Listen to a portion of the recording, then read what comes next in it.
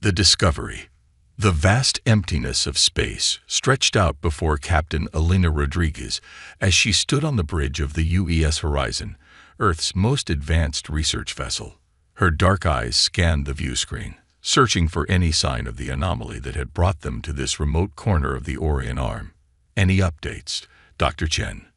Elena asked, turning to the ship's lead scientist. Dr. Lian Chen looked up from his console, his brow furrowed in concentration. "The energy signature is getting stronger, Captain. Whatever it is, we're getting close." Elena nodded, a mix of excitement and apprehension coursing through her veins. Humanity had been exploring the stars for nearly a century, but they had yet to encounter any signs of advanced alien life. This mysterious signal could change everything. "All hands, prepare for deceleration," Elena announced over the ship's comm system. "We're approaching the source of the anomaly." As the horizon slowed its approach, a massive structure came into view. It was unlike anything they had ever seen, a sprawling geometric shape that seemed to shimmer and shift as they watched. "My God," Dr. Chen whispered, his eyes wide with wonder. It's some kind of space station. But the technology, it's far beyond anything we've ever encountered." Helena steeled herself, making a decision that would alter the course of human history. "Prepare a boarding party. We're going in." Hours later, Elena led a small team through the alien structure's cavernous halls. The interior was a maze of gleaming metal and pulsing energy conduits, bathed in an eerie blue light. As they ventured deeper, they came across what appeared to be a central control room. "Dr. Chen, see if you can make sense of these consoles," Elena ordered, her hand resting on her sidearm as she scanned the room for any signs of life. As Chen worked, a holographic display suddenly flickered to life, filling the chamber with swirling images and alien script. Elena watched in awe as the symbols began to shift, transforming into recognizable Earth languages. "It's adapting to us," Chen said, his voice filled with wonder. "This technology is incredible. It's like nothing we've ever seen." Suddenly, the hologram coalesced into a humanoid figure, tall, slender, with elongated features that were just alien enough to be unsettling. "Greetings, children of Earth," the figure spoke, its voice resonating through their minds rather than their ears. "We are the progenitors, and we have waited eons for a species worthy of our legacy." Elena stepped forward, her heart pounding. "I am Captain Elena Rodriguez of the United Earth Alliance. Who are you? And what is this place?" The hologram's expression seemed to soften. "We were once the guardians of this galaxy, young one. But our time has passed, and we now seek inheritors for the knowledge and responsibility we leave behind." Over the next few hours, the progenitor hologram shared a history that left Elena and her team reeling. The progenitors had once been a mighty civilization that spanned the galaxy, but they had foreseen their own extinction. Rather than allow their knowledge to be lost, they had created outposts like this one, waiting for species with the potential to become the next guardians of the galaxy. "But why us?" Elena asked, struggling to comprehend the magnitude of what they were being offered. "Surely there are other, more advanced species out there." The hologram's expression turned grave. "There are older races, yes, but they have grown complacent, stagnant. Humanity's drive, your insatiable curiosity and determination, these are the qualities we sought. You have the potential to become something extraordinary." As the hologram spoke, Dr. Chen worked feverishly at the alien consoles, downloading as much data as he could. "Captain," he called out, his voice tight with excitement, "the amount of scientific knowledge here, it's staggering. Faster than light travel, energy manipulation on a cosmic scale, even the ability to reshape matter at will." Elena felt a weight settling on her shoulders. This discovery would change everything. Not just for humanity, but for the entire galaxy. "What's the catch?" she asked the hologram, knowing there had to be more to this gift. The progenitor's image flickered slightly. "The galaxy is not always a kind place, young one. Our knowledge comes with great power, but also great responsibility. There are those who would seek to destroy you, rather than allow a new power to rise. Elena nodded, understanding the implicit warning. So we need to be prepared to defend ourselves. Indeed, the hologram confirmed. But more than that, you must be prepared to defend those who cannot defend themselves. This is the duty we pass on to you. As Elena and her team prepared to leave the outpost, the progenitor left them with one final message. Remember, children of Earth, with great power comes great responsibility. Use our gifts wisely, and you may yet bring a new era of peace to the galaxy. The journey back to Earth was tense, filled with excited discussions about the potential applications of their newfound knowledge. Elena knew that once they shared their discovery, nothing would ever be the same. Upon their return, Earth's governments and scientific communities threw themselves into deciphering and implementing the progenitor technology. Progress that should have taken centuries was achieved in mere years. 5 years after the discovery, humanity had already established colonies on Mars and Venus, terraforming the planets with ease. 10 years in, they had spread throughout the solar system, harnessing the power of the gas giants and reshaping asteroids into habitable space stations. But it was in the field of military technology that the most striking advancements were made. The United Earth Defense Force, formed to protect humanity's expanding territory, began construction on a fleet of ships unlike anything the galaxy had ever seen. Admiral Jonathan Hayes stood in the observation deck of the new Mars shipyards, watching as the latest dreadnought took shape. At over 5 kilometers long, the UES Defiant was a marvel of engineering, bristling with weapons that could reduce a planet to molten slag. Impressive, isn't it? A voice came from behind him.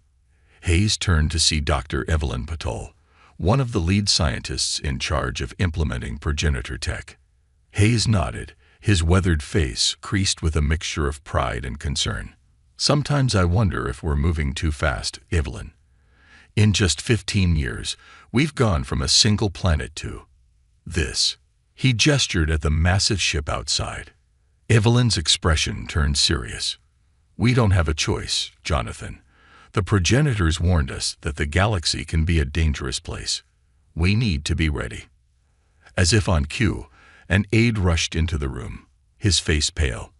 Admiral, Doctor, we're receiving a priority transmission from the Arcturus outpost. You need to see this. They hurried to the command center, where a holographic display showed a sector of space near one of humanity's farthest colonies. A swarm of unknown ships was rapidly approaching the human-controlled system. First contact. Hayes breathed, a chill running down his spine. And they don't look friendly. The unknown ships opened fire on the Arcturus outpost without warning or attempt at communication. The small defensive fleet stationed there was quickly overwhelmed. Get me Earth Command now. Hayes barked, his military training kicking in. And send word to all shipyards, full production, around the clock. We're going to need every ship we can muster. As the transmission went out, Hayes turned to Evelyn, his eyes hard. Looks like we built this fleet just in time, Doctor. God help us all. The next few months were a blur of activity as humanity prepared for war. The unknown aggressors, soon identified as the Krell Imperium, seemed intent on wiping out the upstart human race before they could become a true threat. What the Krell didn't realize was that they were already too late. Humanity's industrial capacity, boosted by progenitor technology, was unlike anything the galaxy had ever seen. For every ship the Krell destroyed, humans built 10 more. 1 year after the initial attack, Admiral Hayes stood on the bridge of the UES Defiant, leading a fleet of over 10,000 ships to retake Arcturus. As they dropped out of FTL, the Krell fleet came into view, and for the first time, Hayes saw fear in the alien tactics. All ships, engage at will, Hayes ordered, his voice calm despite the chaos unfolding around him. Let's show these bastards what humanity can do. The battle that followed would go down in history as the turning point of the war. Human ships, faster and more maneuverable than anything the Krell had ever faced, danced through the enemy formation. Weapons powered by the fundamental forces of the universe tore through Krell shields like they were tissue paper. As the last Krell ship fell silent, a cheer went up throughout the human fleet. They had done it. They had defeated a foe that, just years ago, would have been unthinkably advanced. But even as they celebrated, Hayes knew this was just the beginning. The galaxy now knew of humanity's existence and of the power they wielded. Some would seek alliance, others would see them as a threat to be eliminated. "Send word to Earth," Hayes ordered as the fleet regrouped. Tell them that the galaxy now knows our name, and that humanity stands ready to face whatever comes next." As the message was relayed, Hayes looked out at the starfield before him, wondering what new challenges and discoveries awaited them in the vast expanse of space. One thing was certain: humanity's journey among the stars had only just begun. Rising tensions. The Grand Chamber of the Galactic Council buzzed with nervous energy as representatives from 100 different species argued in a cacophony of translated voices. At the center of the storm stood Ambassador Sarah Chen, daughter of the famed Dr. Lian Chen, her calm demeanor a stark contrast to the chaos around her. "Order. We will have order," boomed Sylith, the Zaraquin elder who served as the council's current chairperson. As the chamber gradually fell silent, Sylith's compound eyes fixed on Sarah. "Ambassador Chen, the council demands an explanation for humanity's unprecedented military buildup. Our latest intelligence suggests your species now possesses over 500,000 dreadnoughts. How do you respond to accusations that Earth is preparing for galactic domination?" Sarah took a deep breath, her years of diplomatic training kicking in. "Honored representatives of the Galactic Council, humanity has no desire for domination. Our fleet exists purely for defensive purposes, to safeguard our species and our allies against threats like the Krell Imperium." A reptilian Saurian representative hissed in disagreement. "Defensive? Your kind defeated the Krell in mere months. Such power in the hands of such a young race is unprecedented and dangerous." Murmurs of agreement rippled through the chamber. Sarah steeled herself, knowing the next few moments could determine humanity's place in the galactic community. "We understand your concerns," Sarah began, her voice steady. "Humanity's rapid advancement has been unusual, but we come before you today not as conquerors, but as partners. We possess knowledge that could benefit all species, and we're prepared to share it."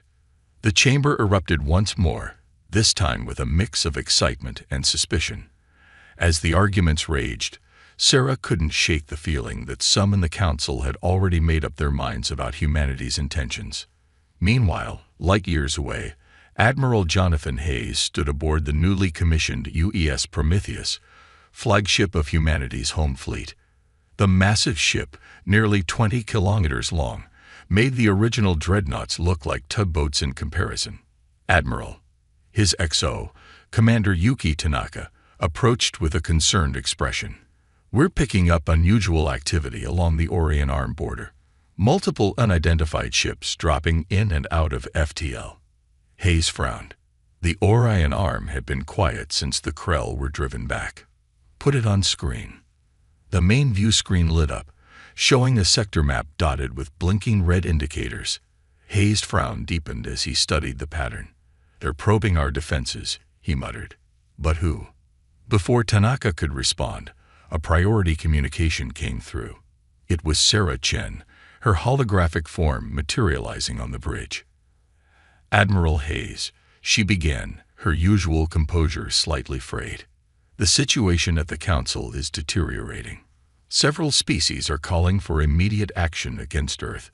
They're framing us as a threat to galactic stability." Hayes cursed under his breath. "Ambassador, we're detecting unusual activity along our borders. It could be nothing, but—" Sarah's expression hardened. "It's not nothing, Admiral. I've just received word that a coalition of races, led by the Saurians, has been secretly mobilizing their fleets. They're calling themselves the Galactic Preservation Front." "Damn it," Hayes growled. "How long do we have?" "Not long," Sarah replied. "I'm doing everything I can to buy us time." But her image flickered as an alarm blared in the background. "Admiral, they're making their move. Multiple hostile fleets just dropped out of FTL near." The transmission cut off abruptly. Hayes turned to his crew, his voice sharp with command. "Battle stations, all fleets, prepare for imminent hostile contact. This is not a drill." As klaxons blared throughout the Prometheus, Hayes couldn't help but think of the progenitor's warning. The galaxy was indeed a dangerous place, and humanity was about to face its greatest test yet. Across human space, the response to the sudden attack was swift and coordinated. Years of preparation and drilling paid off as defense grids came online and civilian populations were quickly moved to hardened shelters. The Galactic Preservation Front had expected to catch humanity off guard.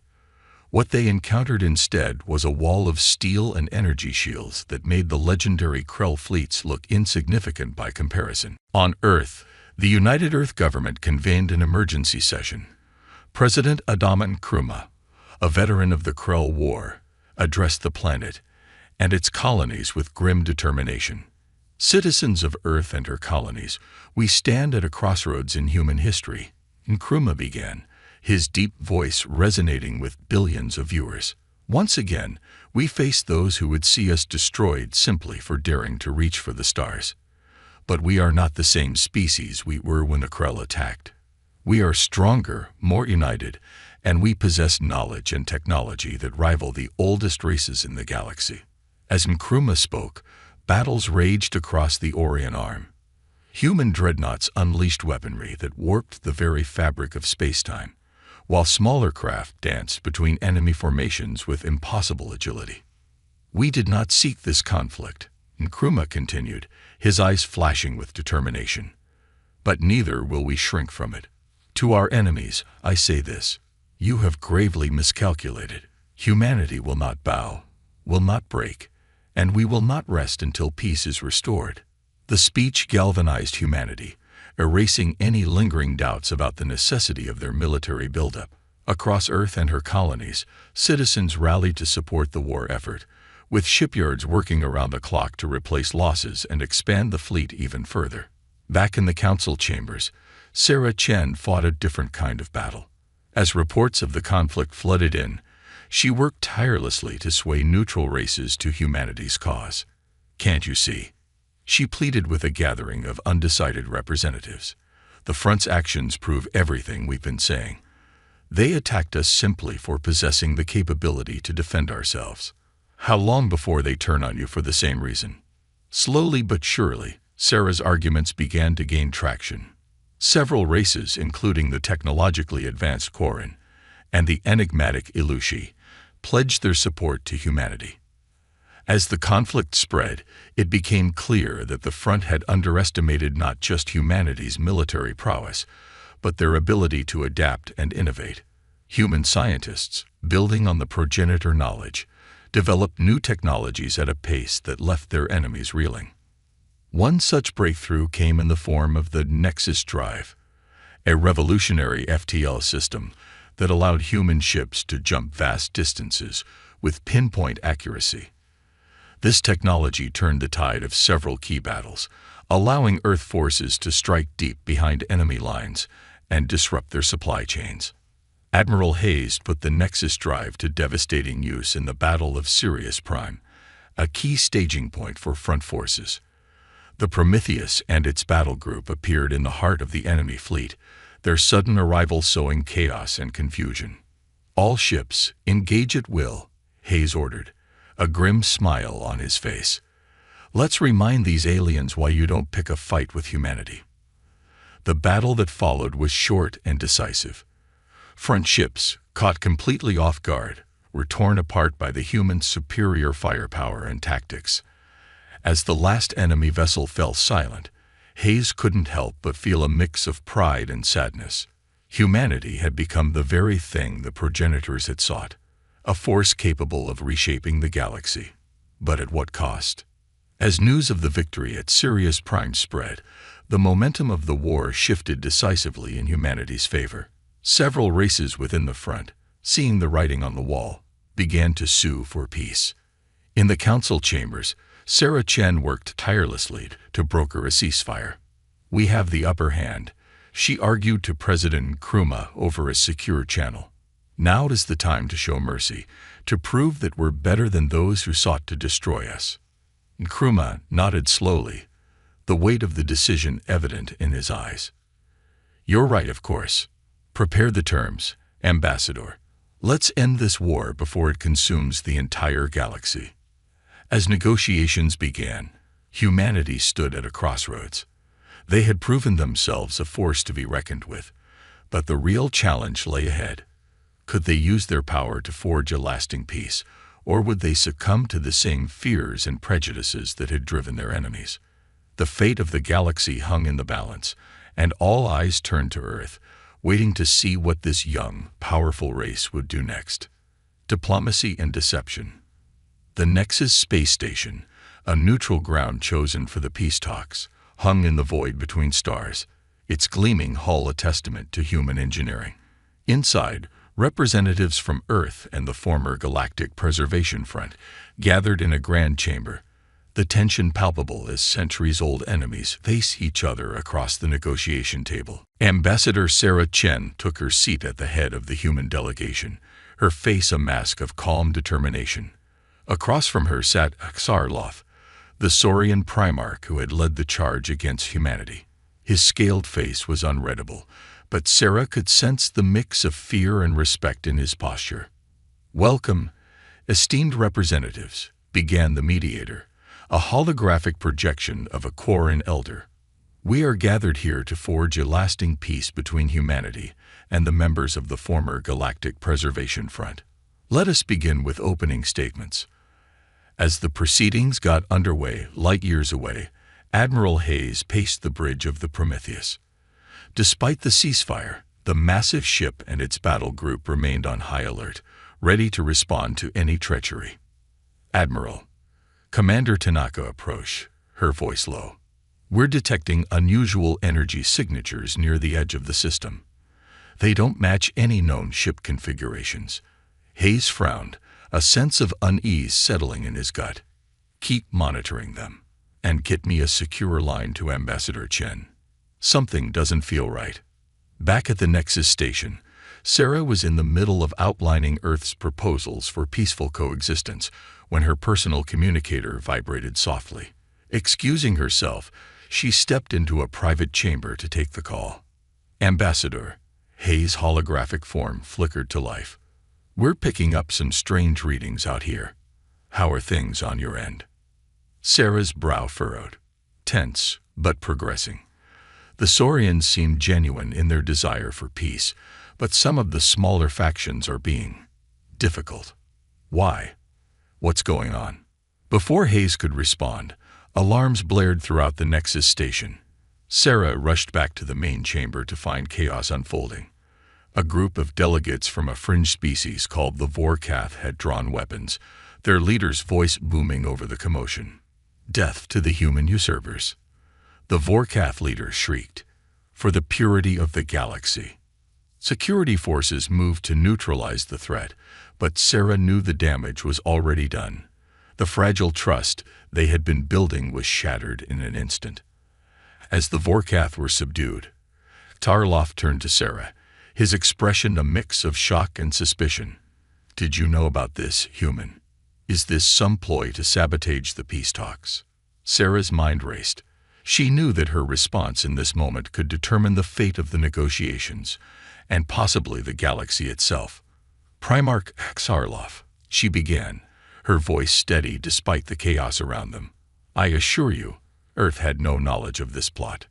In fact," she paused, making a split-second decision that she hoped wouldn't backfire. "In fact, we received intelligence just moments ago about unusual activity in this sector. It seems the Vorkath may not be working alone." Axarloth's eyes narrowed, but Sarah could see a glimmer of belief. It was a start. "If what you say is true," the Saurian leader hissed, "then perhaps we face a common enemy." one that would see us continue this senseless war for their own gain. Sarah nodded, seizing the opportunity. Agreed. I propose we combine our intelligence resources to uncover the full extent of this conspiracy. It's time we turned our weapons away from each other and towards those who truly threaten galactic peace. As the delegates murmured in cautious agreement, Sarah couldn't shake the feeling that they had only scratched the surface of a much larger plot. Over the next few days, human and alien intelligence services worked side by side, piecing together a disturbing picture. The Vorkath, it seemed, were mere pawns in a much larger game. Intercepted communications and decoded transmissions pointed to a shadowy organization known only as the Eternal Concordat. In a secure briefing room aboard the Nexus station, Sarah, Xarloth, and other key leaders gathered to discuss their findings. The Eternal Concordat appears to be comprised of extremist factions from multiple species, Sarah explained, gesturing to a holographic display of known operatives. Their goal seems to be nothing less than galactic destabilization. They believe that conflict drives evolution, and that peace will lead to stagnation. Xarloth growled, his claws digging into the table. So they manipulated us all, pushed us into a war that served their twisted ideology. A Quarren representative, her crystalline form shimmering with agitation, spoke up. But why reveal themselves now? Surely they must have known their attack would expose their existence. Admiral Hayes, joining the meeting via hologram, offered his theory. It's possible they underestimated how quickly we put the pieces together. Or, he paused, his expression grim. This could be just the opening move in a larger plan. As if on cue, alarms blared throughout the station. A junior officer burst into the room, his face pale. Multiple hostile contacts just dropped out of FTL. They're on an attack vector for the station. The leaders rushed to the command center, watching in horror as a massive fleet of unknown design bore down on them.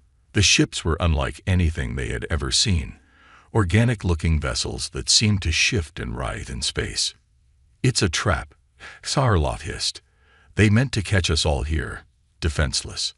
But Sarah's mind was already racing, formulating a plan. Not defenseless, she said, turning to Hayes' hologram. Admiral, how quickly can you get the fleet here? Hayes' eyes widened as he caught on. The Nexus Drive. We can be there in minutes. But Ambassador, the political ramifications of bringing such a large human force into neutral space will be nothing compared to the ramifications if we all die here. Sarah finished. She turned to the assembled leaders. We have a chance to end this threat before it truly begins, but we must stand together. Who's with me? There was a moment of tense silence. Then Xarloth stepped forward. The Saurian fleet stands ready. Let us show these manipulators the cost of their deceit. One by one, the other leaders voiced their agreement. Sarah nodded, a fierce determination in her eyes. Admiral Hayes, bring the fleet. It's time we showed the galaxy what we can accomplish when we work together. As the combined human and alien defense forces prepared for battle, Sarah couldn't help but feel a glimmer of hope. The road ahead would be difficult, fraught with danger and uncertainty. But for the first time since humanity had stepped onto the galactic stage, they were truly not alone. The Eternal Concordat had sought to sow chaos and division. Instead, they had inadvertently forged an alliance that would reshape the very fabric of galactic society.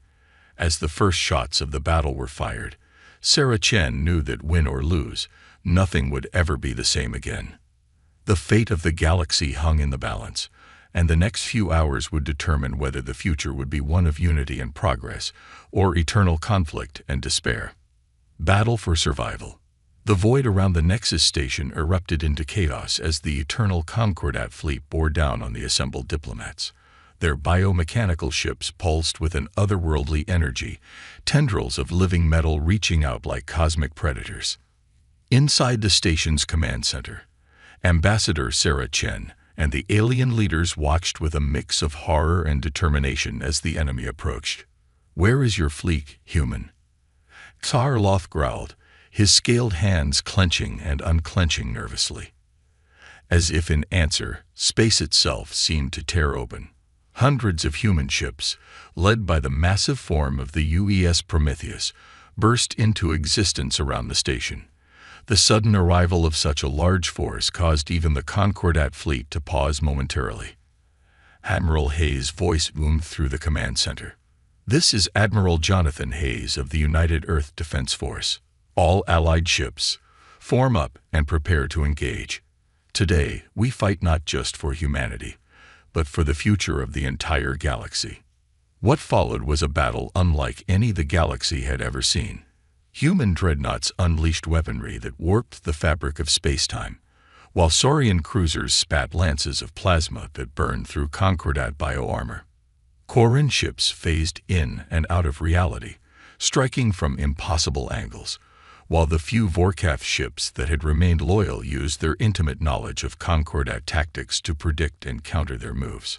On the bridge of the Prometheus, Hayes orchestrated the battle with the precision of a master conductor. Battle Group Alpha, push through their left flank. Saurian forces, I need you to plug that gap in our lines. Quarren stealth squadrons, you're clear to begin your attack run on their flagship. Despite the united front, the battle was far from one-sided. The Concordat ships demonstrated terrifying adaptability, their living hulls evolving in real time to counter the Allies' attacks. For every ship they lost, the survivors seemed to grow stronger, learning from their fallen comrades. Back on the Nexus station, Sarah and the other leaders coordinated their forces and tried to unravel the mysteries of their enigmatic foe. As they worked, a Quarren scientist made a startling discovery. Ambassador Chen, the crystalline being chimed excitedly. "I've analyzed the energy signatures of the Concordat ships. They're using corrupted progenitor technology." Sarah's blood ran cold. How is that possible? The progenitor's outpost was supposed to be unique. The Quarren's crystalline form pulsed with agitation. It seems the Concordat found other outposts, but they lacked the ethical constraints to use the technology responsibly. They twisted it, merged it with organic matter in ways the progenitors never intended. This revelation changed everything. Sarah knew they couldn't allow this perverted version of progenitor tech to spread across the galaxy. She opened a channel to Hayes. "Admiral, we need to end this now. The longer this battle goes on, the more the Concordat adapts. We need a decisive strike." Hayes nodded grimly. "Agreed, but their flagship is too well protected. We can't get close enough to land a killing blow." Sarah's mind raced. Then an idea struck her. It was risky, potentially suicidal, but it might be their only chance. What if we gave them exactly what they wanted? Me. "Ambassador." "No," Hayes protested, but Sarah cut him off. "Listen to me. The Concordat wants to capture the station and the assembled leaders. If we make them think they've succeeded, we can lure their flagship in close. Then we strike." There was a moment of tense silence as Hayes considered the plan. Finally, he nodded. "It's crazy, but it just might work. We'll need a volunteer for a suicide run." "I'll do it," a gravelly voice interjected. Everyone turned to see Xarlof, the Saurian Primarch, step forward. "My people helped start this war. It's only fitting that I help end it." With the plan set, Sarah broadcast a false message of surrender. As predicted, the Concordat flagship, a massive writhing construct of metal and flesh, moved in to claim its prize. As it neared the station, Xarlof's ship, packed with experimental weaponry, burst from hiding. "For a free galaxy." The Saurian roared as his ship collided with the flagship's central mass.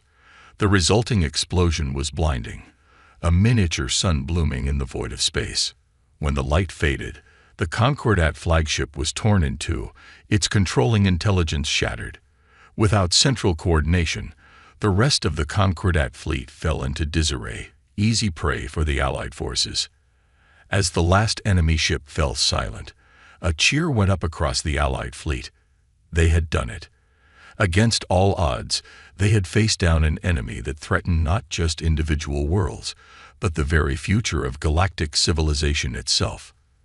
In the aftermath of the battle, as rescue operations began and damage reports flooded in, Sarah Chen stood in the Nexus Station's observation dome, looking out at the debris-strewn battlefield. Admiral Hayes joined her, his holographic form flickering slightly. "We won," Sarah said softly, "but at what cost?" Hayes nodded solemnly. "The price of victory is always high, but think of the cost if we had lost, if the Concordat had been allowed to spread their twisted version of progenitor technology across the stars." Sarah turned to face him, her expression determined. "This can't happen again, Jonathan. We need to find the other progenitor outposts before someone else does, and we need to build something lasting out of this alliance we forged." Hayes smiled, a glimmer of hope in his eyes. "A galactic federation, perhaps, with Earth and our newfound allies at its heart." Sarah nodded, a small smile playing at her lips. "It won't be easy. There's still so much mistrust to overcome, but after what we've accomplished here today, I believe it's possible." As they talked, ships from a dozen different species worked side by side, clearing debris and rescuing survivors. It was a small thing, but it represented a fundamental shift in the galactic order. For the first time in eons, the species of the galaxy were truly working together towards a common goal. The battle was over, but the real work was just beginning. Sarah knew that the road ahead would be long and fraught with challenges, but as she looked out at the stars, she felt a sense of hope she hadn't experienced since those first days after the discovery of the progenitor outpost. Humanity had been thrust onto the galactic stage, tested by fire, and emerged stronger than ever. Now, with allies at their side and the wisdom of the progenitors to guide them, they were ready to help shape a new future for all sentient beings. As the Nexus Station hummed with activity, plans already being made for the foundation of a new galactic order, Sarah Chen allowed herself a moment of quiet pride. They had faced the darkness and emerged victorious. Whatever challenges lay ahead, she knew that together they could face them. The galaxy would never be the same again. And that, Sarah realized, was exactly as it should be. A new era dawns. The Grand Assembly Hall of the newly constructed Unity Station buzzed with anticipation. Representatives from over 1,000 worlds filled the tiered seats, their diverse forms a testament to the vastness of life in the galaxy. At the center of it all stood Ambassador Sarah Chen, her expression serene despite the weight of the moment. 5 years had passed since the Battle of Nexus Station, and the galaxy had changed in ways few could have imagined. The defeat of the Eternal Concordat had opened eyes and minds across known space. Species that had been bitter enemies for millennia now worked side by side, united by the common threat they had faced and overcome together. Sarah took a deep breath, then stepped up to the podium.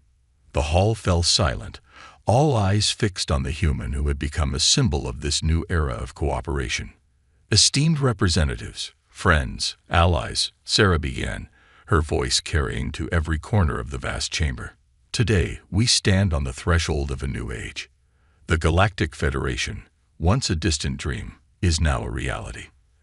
As Sarah spoke, she couldn't help but reflect on the journey that had brought them to this point. The months of negotiations, the delicate balancing of age-old rivalries and fresh alliances, the moments when it had all nearly fallen apart. But through it all, the memory of their shared victory had held them together. "We gather here not as conquerors or subjects, but as equals," Sarah continued. "Each of us bringing our unique strengths and perspectives to forge a future brighter than any of us could achieve alone." In the front row, Admiral Hayes, now Fleet Admiral Hayes, nodded approvingly. Next to him sat Sylith, the Zarquin elder who had once viewed humanity with such suspicion. The two had become unlikely friends, a living symbol of the bridges being built between species. "But our work is far from over." Sarah's tone grew more serious. "Even as we celebrate this milestone, we must remain vigilant. The threat of the Eternal Concordat, may have been neutralized, but their ideology of conflict and chaos lies on in shadowy corners of our galaxy. A murmur ran through the crowd. Everyone knew the truth of her words. Despite their best efforts, remnants of the Concordat had escaped, taking with them scraps of corrupted progenitor technology. Intelligence reports suggested they were regrouping in the uncharted regions beyond the galactic rim. This is why the Progenitor Reclamation Initiative is so crucial, Sarah explained. As we speak, joint expedition teams are scouring the galaxy for more progenitor outposts. Our goal is not to hoard this knowledge, but to ensure it is used for the benefit of all, under the guidance and oversight of the Federation. In the years since the battle, the combined scientific minds of a dozen species had made incredible strides in understanding and implementing progenitor technology. Worlds once thought uninhabitable were being terraformed. Diseases that had plagued civilizations for eons were being eradicated, and the mysteries of the universe were unfolding before them at an unprecedented rate. But with great power comes great responsibility. Sarah's voice took on a note of caution. We must never forget the lessons of the past. The progenitors gifted us this knowledge not so we could dominate, but so we could protect and nurture.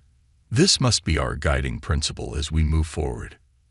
As Sarah spoke, holographic displays around the chamber showed images of the Federation's early accomplishments. Joint scientific outposts on the fringes of known space. Diplomatic missions bringing formerly isolated species into the galactic community. Massive engineering projects reshaping entire star systems for the benefit of all. And so, on this historic day, I call upon all of you, not as an ambassador of Earth, but as a citizen of our shared galaxy, to ratify the Federation Charter. Let us pledge ourselves to a future of cooperation, discovery, and mutual prosperity. The chamber erupted in applause, representatives rising to their feet in a wave of approval. As Sarah watched, she saw not just acceptance, but genuine enthusiasm. The galaxy was ready for this change. The voting process was a formality at this point. Years of careful negotiation had ironed out most disagreements. When the final tally was displayed, it was unanimous. The Galactic Federation was officially born. As celebrations broke out across the station and transmitted to thousands of worlds, Sarah found a quiet moment to slip away. She made her way to an observation deck, gazing out at the star-filled void. Admiral Hayes joined her, a rare smile on his weathered face. You did it, Sarah. Against all odds, you actually did it. Sarah shook her head. We did it, Jonathan. All of us together.